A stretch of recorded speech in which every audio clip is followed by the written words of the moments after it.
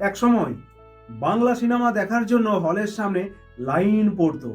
আজ হল নেই, দর্শক নেই, শিল্পী কলাকুশলী সব রাজনীতিতে, পরিচালক প্রযোজক ব্যস্ত যুক্তি দিতে, আর ছবি রিলিজ হলেই বলা হয় বাংলা সিনেমার পাশে দাঁড়ান, বাংলা সিনেমার পাশে দাঁড়ান।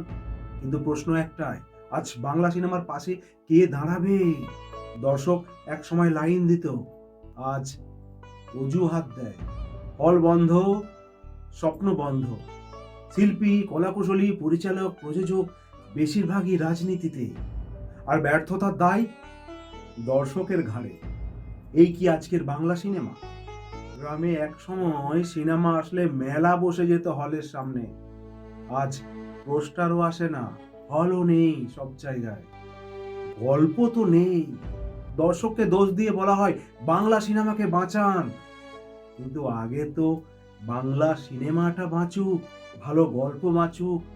বাংলা সিনেমা মরছে না, খুন হচ্ছে গল্পে নয়, নীতিতে নয়, দর্শকের উপর দোষ চাপিয়ে। তাই প্রশ্নটা শুধু দর্শকের নয়, কি হলো আজ বাংলা সিনেমার?